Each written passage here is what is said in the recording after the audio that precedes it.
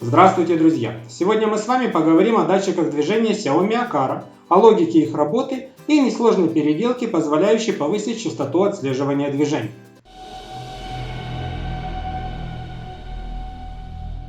Вначале напомню штатную логику работы. Датчик движения является бинарным сенсором, то есть имеет два состояния – включено и выключено. По умолчанию, когда движения нет, выключено. Когда датчик регистрирует события движения, он моментально переходит в состояние «включено». В этом состоянии он находится до тех пор, пока в течение 2 минут он не зарегистрирует ни одного движения, тогда он снова переходит в статус «выключено». Сами же движения, если они происходят, он определяет не чаще 1 раза в минуту. По этим событиям и строится автоматизация, обнаружение движения и его отсутствие в течение заданного времени. Аналогично и для альтернативных систем, например Home Assistant. События движения можно отслеживать не чаще 1 раза в минуту. Для большинства задач такая частота более чем достаточна.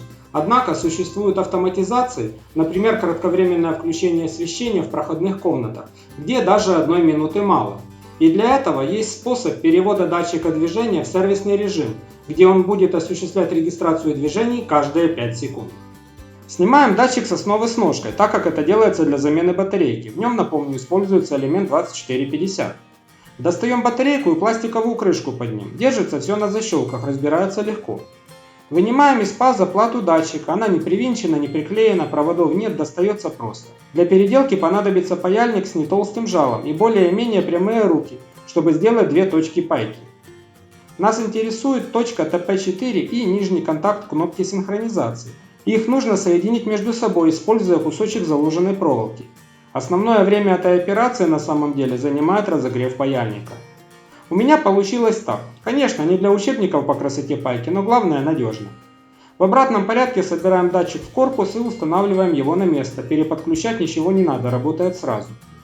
Теперь, заглянув в логи действий Mihom, видим, что датчик генерирует многократные события в одну и ту же минуту. Аналогично и в альтернативных системах управления. Теперь сценарии можно писать из расчета практически мгновенной реакции датчика на движение, без оглядки на интервал бездействия. Хочу акцентировать внимание на том, что я не призываю к тотальной переделке всех датчиков движения. Это реально нужно в очень немногих автоматизациях. Ведь очевидно, что более частая передача событий будет негативно сказываться на работе батарейки. Хотя лично я слышал о случаях работы более полугода в таком режиме, причем батарейку еще не меняли.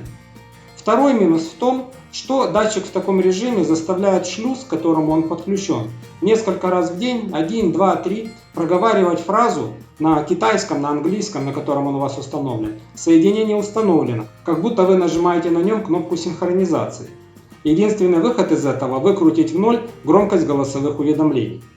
На этом все. Если у вас остались вопросы, задавайте их в комментариях к этому видео. Если видео вам понравилось, ставьте лайки. Если вы не хотите пропускать новые выпуски, подписывайтесь на мой канал. Дальше будет еще интереснее. До новых встреч!